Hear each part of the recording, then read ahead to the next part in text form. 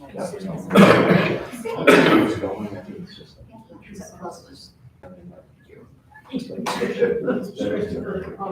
I think you could wear a different outfit and you would never see the same one for years. So I think that's all it is. Let's go shopping. Just a thousand rounds, that's just about, it's already got this. Because it's a tiny shooting. Call the meeting order for November 9th. Janelle, please take the roll. Councilmember Barker? Here. Councilmember Brown? Here. Councilmember Lowell? Here. Councilmember Michelson? Here. Mayor Gibson? Here, pledge allegiance.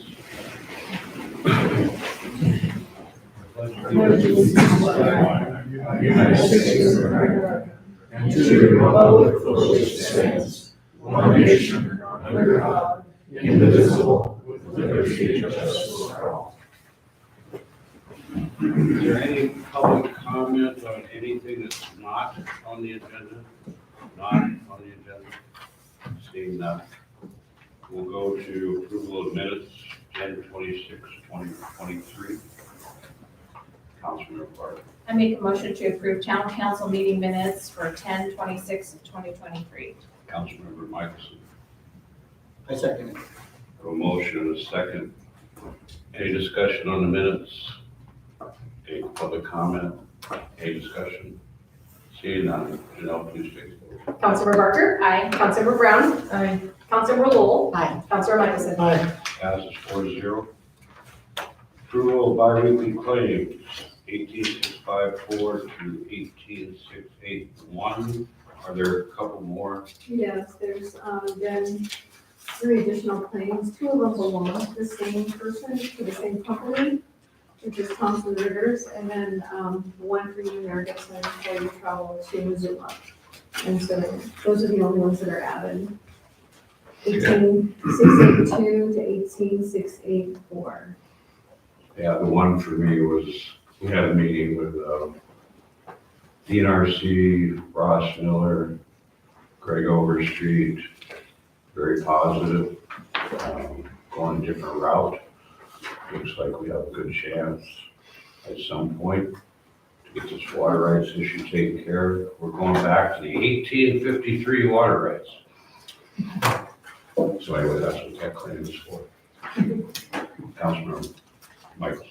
I make a motion to approve claims number 18654 through 18681, added to 18682, 18683, and 18684. I'll second that. Councilmember Lowell, there's a second. Any comments on the claims? Public comment? Any discussion on it? Councilmember Barkley? Claim number 18666, the Miller Enterprises, DML Miller Enterprises for stump grinding services. Where was that Which one is that? at? It's claim number 18666 for stump grinding services, gas line. Stump grinding around gas lines for $850 Oh, stump grinding is from college. on call. It's a big tree we cut down in college. We had to get the stump out of there. Okay. And then also 18669, this is on the Visa Rocky Mountain. ZM Charger Sure Power Charging Cardio Partners for $992.25. Yes. Those are for the, I think they're AFibs, right? For the chest, for your AEDs? Yes. Dude, Those are for the AED boxes that they have. Any more? Nope. Okay. No further discussion. Now please take the vote. Councilmember Barker? Aye. Councilmember Brown? Aye. Councilmember Lowell? Aye. Councilmember Michelson? Aye. Passes 4-0. We'll go to administrative reports, airport managers here. As far as the airport goes, we've gotten a few things done. We've gotten back into compliance with the FAA guidelines for lighting. We've got the parts in my office now. We're just waiting to get it put up for the VASI system. All the rest of the runway lights have been replaced, so they're all working.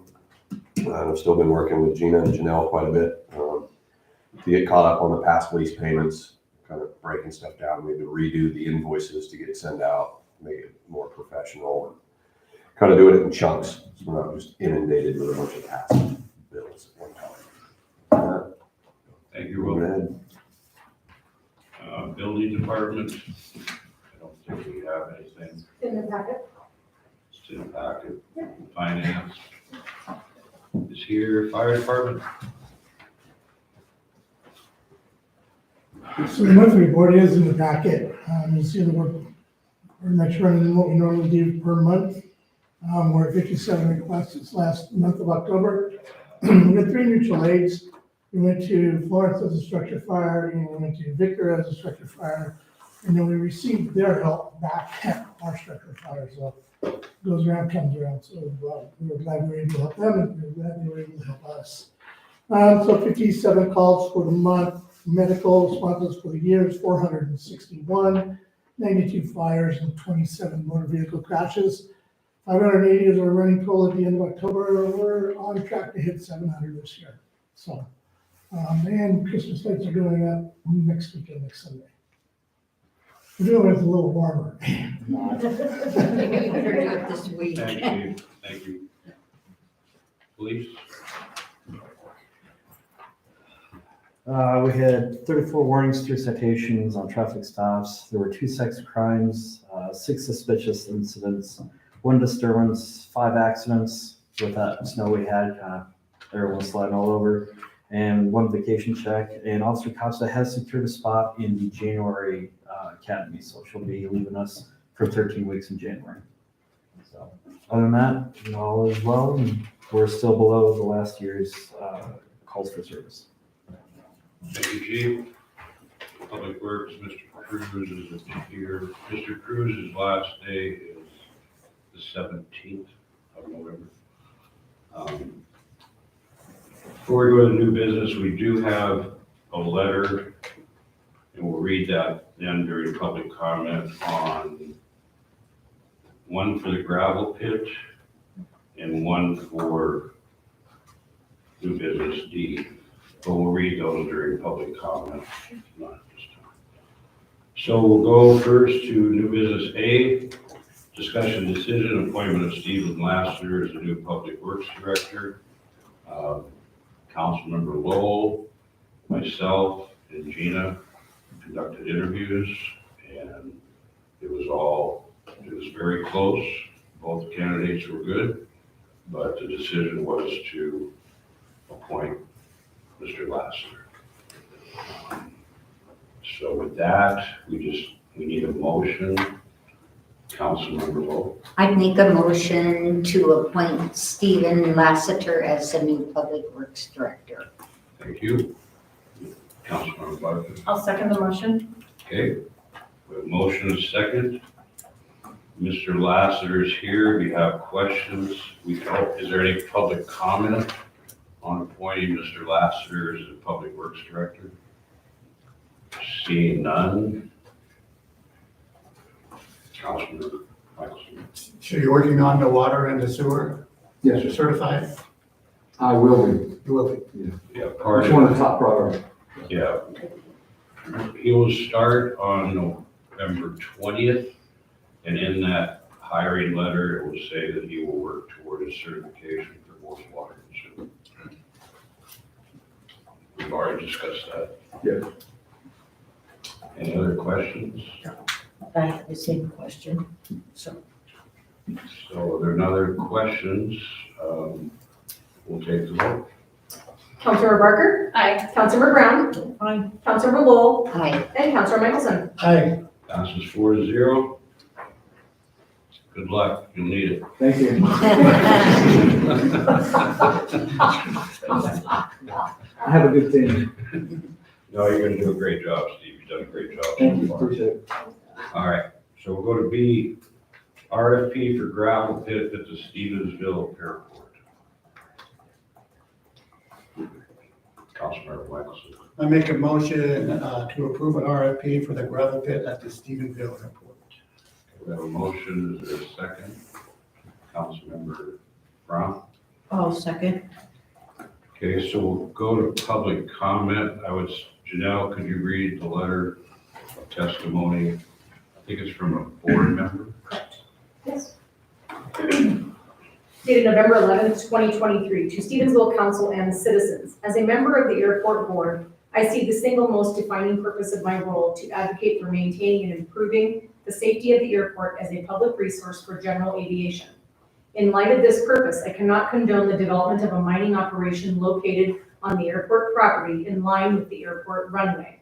Primarily, the board should be making choices that increase safety and protect the airport in the long term for aviation activities, not decrease it permanently for short-term financial gains. Although I can entertain the fact that the airport is in need of substantial income, I believe there are other ways to do so that welcome aviation activity that is supportive and aligned with the goals of our small community. Any industrial operation in line with the end of any airport runway adds inherent risk. At Stevensville Airport, runway 30 departs to the west, is used almost exclusively for takeoffs, especially small general aviation aircraft, due to the relatively aggressive downslope of terrain and continuous upslope of terrain to the east, as well as the prevailing west winds. Takeoff and climbs are among the most critical phases of flight and among the most likely time for engine failure to occur. She has put in an excerpt from an article, and it's on a website, so that website is included in this letter. According to the National Transportation Safety Board, there were 4,187 accidents attributable to engine failure during a recent 5-year period. That's an average of 837 per year, or more than 2 per day. Of these, a significant number were likely the result of a power plant failure in a single engine airplane shortly after takeoff. NTSB accident records describe in graphic detail the often fatal stall spin results of those who have attempted a 180-degree return to the airport from too low an altitude. Many pilots, however, have returned successfully but gone unnoticed because the engine failures do not result in accidents. One such fatal accident occurred at Hamilton just this last summer. Imagine had the pilot attempted to turn around and land the plane at Stevensville, only to come up short, just short, instead of having a chance at landing in nothing but brush with an upslope towards the airport. The pilot hit a mining operation cut into the hill just off the end of runway 12, increasing the risk of injury and death to both the pilot and those working at the pit. The existence of industrial operations in this location increases the hazard not only for aircraft in emergencies, but any mining personnel at the gravel pit site. Contrary to some opinions, Stevensville Airport is not used solely by experienced backcountry pilots in expensive high-performance aircraft who routinely fly to hazardous backcountry airstrips and are comfortable with the added risk. Bitter Aviation is an active flight school operating out of the Stevensville Airport, which trains several local students, a large portion that continue with careers in aviation, which in turn supports the local economy. Potentially, a vast majority of traffic at the airport is conducted by student pilots who, unlike drivers, can start flying with an instructor at any age, and by flying airplanes solo as young as 16 years of age. Stevensville Airport is used extensively for flight training throughout Western Montana and beyond as a destination for students learning to land at different airports or fuel stops on cross-country training flights. Other small training aircraft, such as a light twin used mostly by students to obtain a multi-engine rating before becoming eligible for several smaller operations at any entry level, may use a much greater length of runway to become airborne. Just after liftoff, the aircraft is still slow enough to fall in the speed range, at which a loss of an engine would result in total loss of control of the airplane. These commercial aviation activities are the bedrock of a healthy small airport activity and positive local economic impacts that a general aviation airport should seek to encourage. As an airport board member, I am compelled to advocate on their behalf to make choices that consider their safety as much as older or more experienced pilots who may have a more honed set of decision-making skills when faced with emergency situations. Runway protection zones are configured by the FAA based on standard airport size designations and standard risk analysis. The FAA may approve activity that may be within the limits of their standards, but it doesn't mean that an activity or establishment does not increase risk significantly. The consideration and maintenance of protection zones and ends of runways are left largely to the discretion of the airport owner. She quotes 212 runway protection zone. The RFZ's function is to enhance the protection of people and property on the ground. This is achieved through airport owner control over the RFPZs. Such control includes clearing RFPZ areas and maintaining them clear of incompatible objects and activities, and control is preferably exercised through the acquisition of sufficient property interest in the RFPZ. Last year, a pilot was killed after impacting an unlit smokestack at a fully FAA-approved airport on an FAA-approved instrument approach. She also includes a link to that article. There was such a small margin of error between safety and a fatal impact on this particular instrument approach. In typical winter weather, approaching conditions through an especially dangerous smokestack known to cause problems to aircraft led to this pilot's untimely death.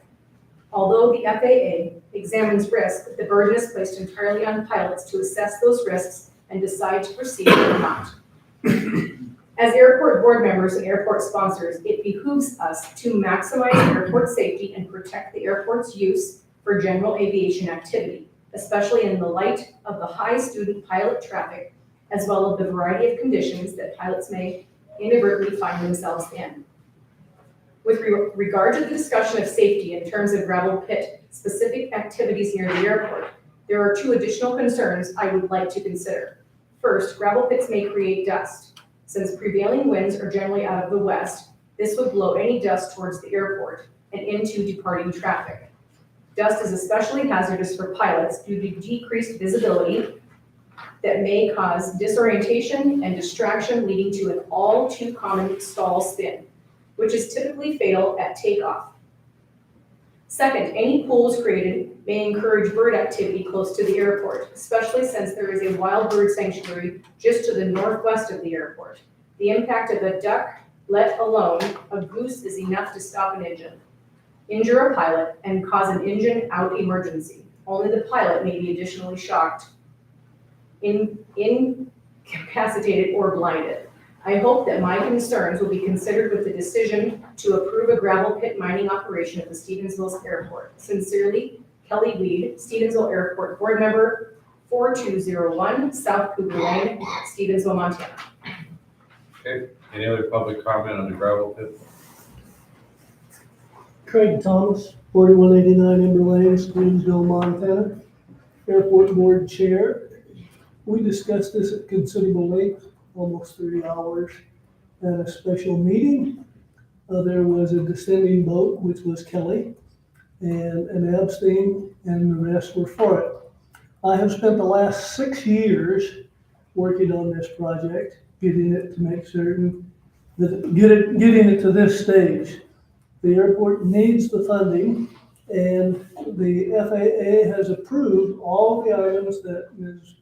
Weed has discussed here as being safe, from their engineers as well as their supervisors and our direct correspondent.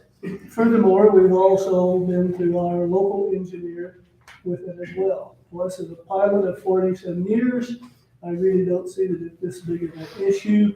The dust will be addressed in any contract there. There will be no additional bird incidences because there won't be any water allowed in the activity. And many of the activities that were discussed here and concerns are applicable to the current airport because it is only 3,800 feet long and it needs to be 5,000 feet to comply with a bunch of the things that Kelly has addressed. I won't go into them in detail. So we would appreciate you as a sponsor to consider this financial benefit to the airport. And I believe Brian Germain is here, and he will have some comments on any questions that you would have as how we would proceed. Thank you. Thank you. Thanks. Further public comment? Come on up. Thank you.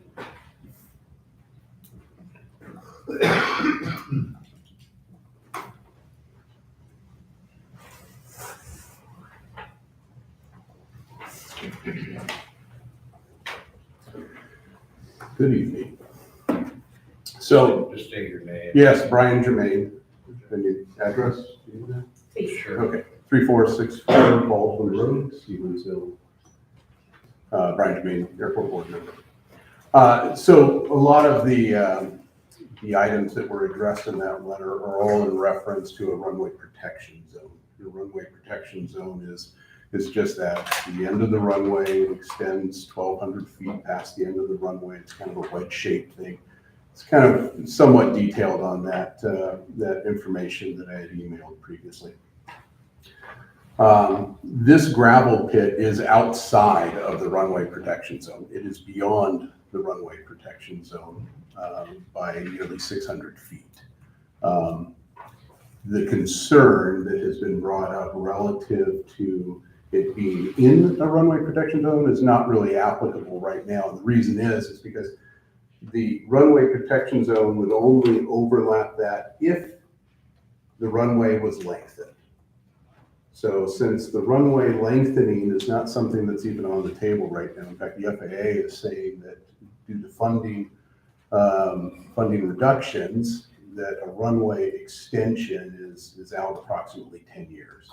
During that time, the gravel pit would run its full course, right? For its entire life cycle, and it would be done at that point. So this gravel pit would exist over the next several years, but outside beyond the current runway protection zone. So it's not I guess it's not a factor in the current airport configuration. Thank you. Any other public comment? Just come up, state your name, where you live. Sorry, could I add one thing to that? Go ahead. Yep.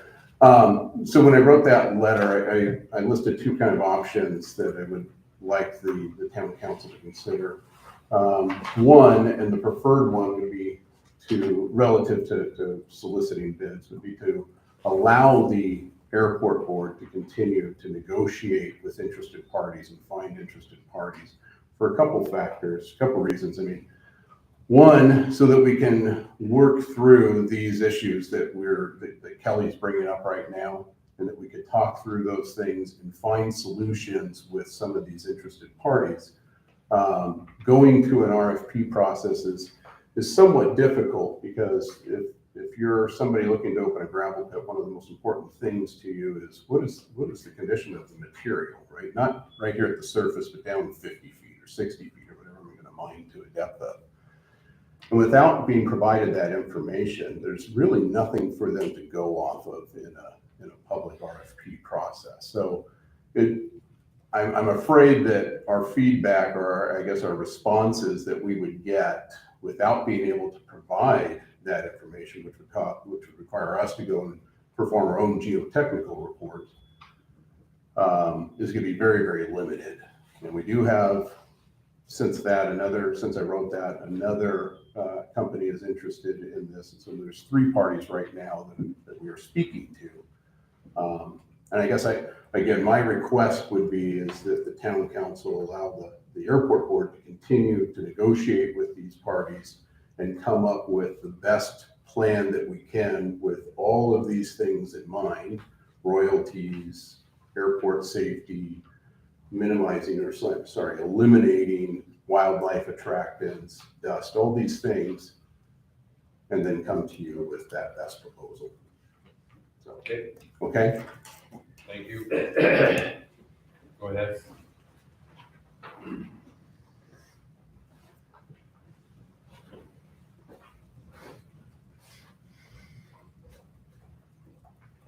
My name is Jerry Hover. I live in 4493 Sunnyside Cemetery Road, Stevensville, And just as an interested observer, I belong to the Stevensville Airport Foundation. It's just a bunch of the pilots and air hangar owners who got together to try to help the airport. The airport needed help, and we do a lot of volunteer work. We try to fix things up. We try to smooth things over and contact people and see what we can do to improve the airport. Just because we love airplanes. I've been flying for over 60 years, so. The Stevensville Airport is a beautiful airport, and it has the opportunity to really be a destination airport for all the people that fly little airplanes around the state of Montana and into the backcountry of Idaho and Montana. What the facts that Kelly put on there are facts. They're not wrong. She did take worst case. Anything can fail. Your car can fail you when you pull out of a red light and you get a T-bone. Pilots look at that and take that as a risk as part of their fun flying. And you're prepared for an engine failure, do what I do. The perfect airport's out in the middle of the desert where you got another 5 miles. If you have a problem, you just land on the desert. It doesn't happen in this kind of country with trees and mountains, et cetera, et cetera. So yes, the safety zone is important. The FAA requires a safety zone.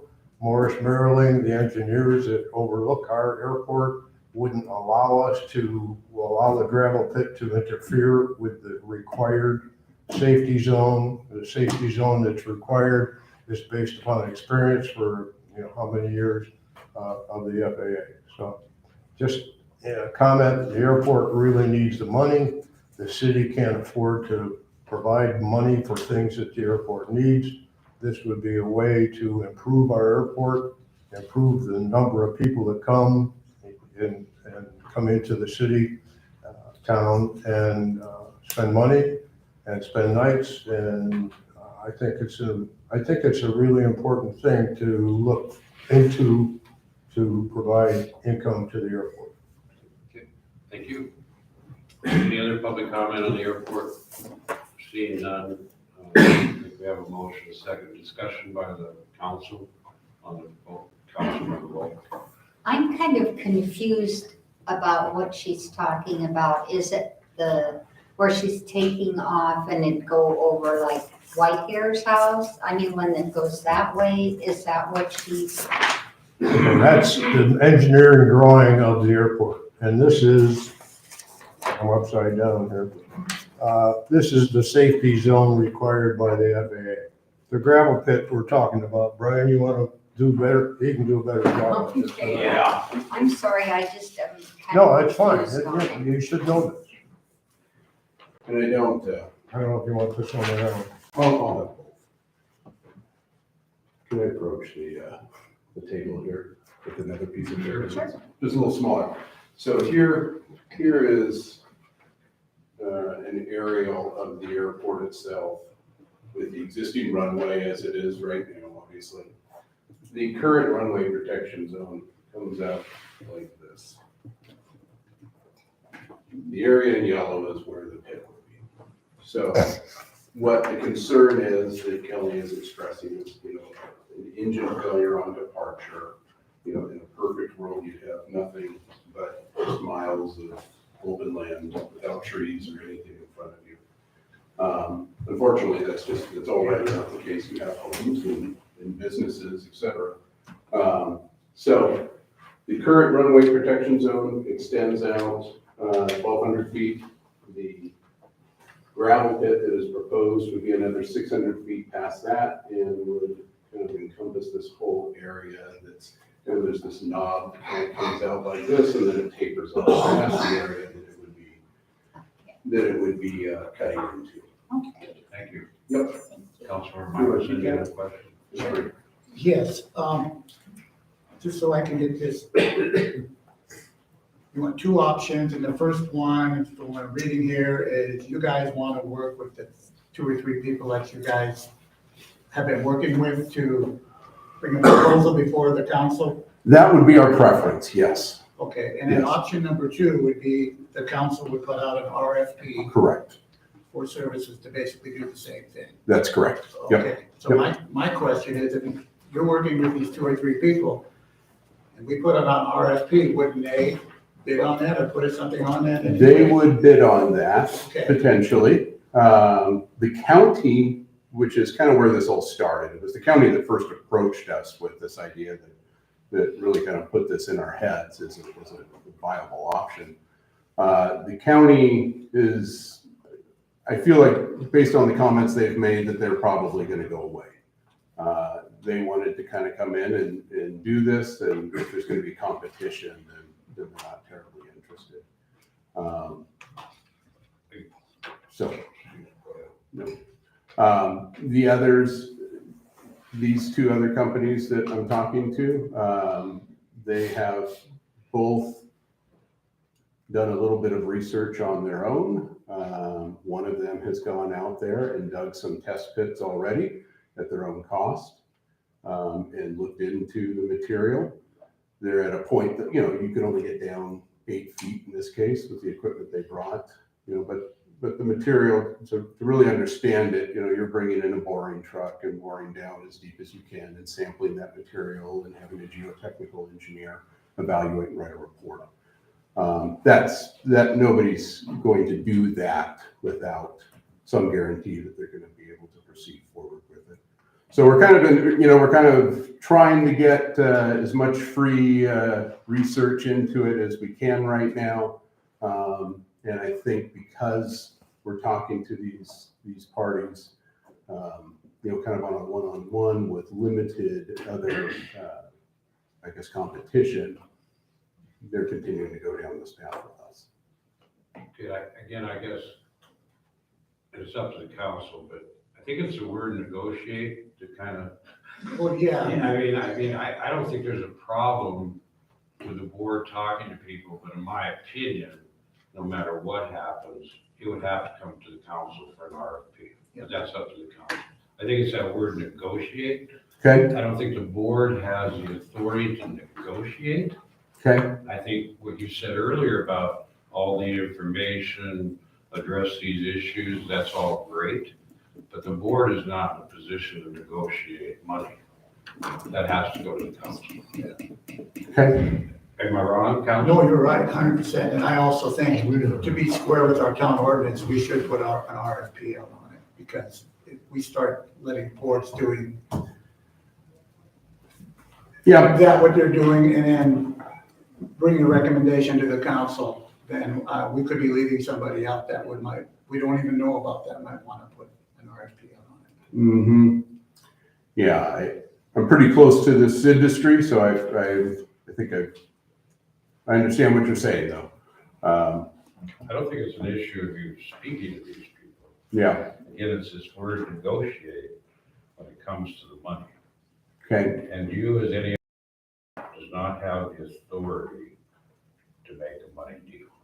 It has to be before the. Well, and perhaps I wasn't terribly clear in that. I mean, the intent would be then to bring what we felt was the best proposal to the board. That's for. That's not an issue. Okay. Okay. All right. Any other questions, Councilmember Bork? So one other question is, I see this as a money-making issue, but also has anybody contacted the folks that live around this area? You guys let them know, hey, this is what we're proposing? No. That type of thing? No. I mean, because it's gonna affect those people too, not just what, it does on the airport side of it. And my other concern, is it gonna be similar to what is on the other side of? It'll be very similar. So that's the county's pit there. The reason the county approached us is because their pit's running out of material. And so they have approximately 2 cuts left in there, and then that pit is dry, and they'll just rehabilitate it. So that's why they've been approaching it. So it would be nearly identical to the process that you see going on there. Okay. Thank you. Any other questions? Seeing none. So is it worded the way to make a motion? I don't know. Well, I think we need to choose one of the two options. Option number one or option number two. So, That's what they gave us here, was two options. so if you want to make a motion on one of those options. Councilmember Michaels. I'd make a motion to approve option number two, which would basically put an RFP out for advertise, and that way it's in line with our town ordinance. Is there a second to that motion? Councilmember Rowe? I'll second. Okay, any further discussion on, so you're making a motion to go with option two? And option number two, they asked to be in part of the process. I don't have a problem with you guys coming and being involved in the writing of the RFP. Thank you. To get it down. No, that's fine. Yeah. Okay, so got a motion, got a second. Janelle, get a vote. Councilmember Parker. Aye. Councilmember Brown. Aye. Councilmember Lowell. Aye. And Councilmember Michelson. Aye. Passes 4-0. Okay, next, this is done every year. Thanksgiving comes on that Thursday, so this is just to suspend the council rules, to cancel the November 23rd meeting in observance of Thanksgiving, and authorize claims to be paid out of cycle. It's been done pretty much every, that I know of. So is there a motion, Councilmember Barker? And make a motion to suspend town council rules to cancel the November 23rd, 2023 town council meeting in observation of Thanksgiving holiday, authorizing claims to be paid out of cycle. Okay, is there a second? Councilmember Lowe? I'll second that motion. So we have a motion and a second. Is there any public comment? Seeing none, any further discussion? Seeing none, Janelle, please take the vote. Councilmember Parker. Aye. Councilmember Brown. Aye. Councilmember Lowell. Aye. And Councilmember Michelson. Aye. Passes 4-0. We'll go to D, approved process to replace the mayor's position. You all had attached in my resignation letters, basically you have two options. One is to appoint the council president, or two is to open it up for applications. If you decide to open it up for applications, what the intent would be, it would be published in the newspaper. The November, go over to the other one. November 14th, 15th. 15th and And 22nd. Mhm. And then if we received applications, we would go through the process and have a special council meeting on the 29th. My last day is the 30th. Councilmember Mike. Yes, due to the fact that one of these options directly involves the council president, I would ask with council's permission to be recused from this entire agenda. Sounds reasonable. Council, you approve that? Councilmember Lowe, do you have a motion? Okay, I would like to make a motion to proceed with taking applications for the mayor position. I feel we owe this to our constituents here in town, and they'll have a chance to apply, and we're also keeping everything on the up and up. Thank you. Is there a second to that motion, Councilmember Parker? Second the motion. Okay, we have a motion and a second to open it up for applications. Is there any public comment? We have one letter. Public comment letter concerning filling the vacancy left by resigning Stevensville Mayor Steve Gibson. Dear council members and citizens of Stevensville, I moved to Ravalli County, Montana in 2002 and lived in the 3 Mile Creek area. In April of 2012, I moved into the town of Stevensville just in time to experience the cost of city water and sewer going from $35 a month to $82 a month, thanks to a newly elected mayor.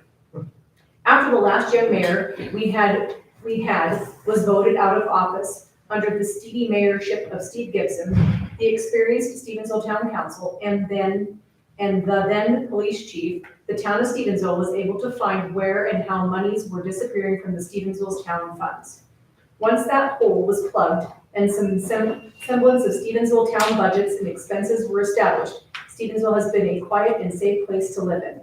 In order to keep Stevensville a quiet and safe place to live, I recommend that the Stevensville Town Council appoint the current council president, Bob Michelson, to be the mayor of Stevensville. To take applicants for the council seat left vacant by Bob Michelson becoming mayor would give citizens of Stevensville time to develop knowledge and experience of anyone filling that council seat vacancy. And then maybe that person would consider running for Stevensville Town Mayor in 2025. I'm sure that there are many new residents now living in Stevensville who lived here only 6 months or more and being at the age of 18 years old would have many new ideas on how to make Stevensville look like where they came from.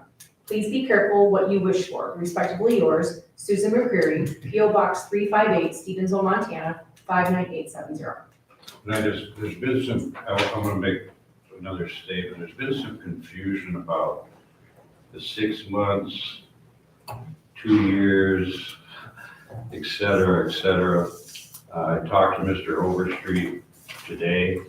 Briefly, we're gonna, if you go in the application process, we've got to call into Regina, the clerk in Valley County. We've got to call into League of Towns. Got to call into Bozeman University. Got to call in the Secretary of State, even though they're not involved in local government.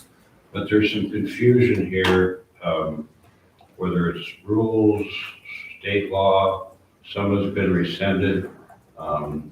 With the council, if you recall, when we had to appoint a council person, I believe it was 6 months residence. The legislature, and again, that's not local government, the legislature is 18 years of age.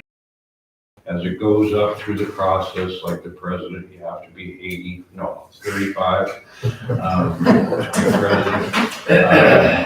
So you have a motion and a second. I want to assure you, before it's published, if you vote for taking applications, we will follow the law.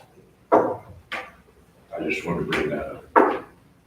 So with that, we have a motion and a second to take applications. Is there any further discussion? Seeing none, Janelle, please take it. Councilmember Barker, No. Councilmember Brown,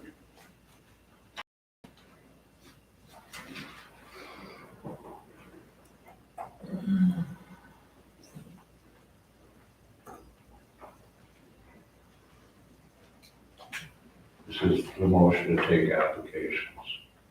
And there will be an interview process you would be involved in. It's a very hard decision. There's pros and cons on both sides. Just throwing them all up and trying to decide.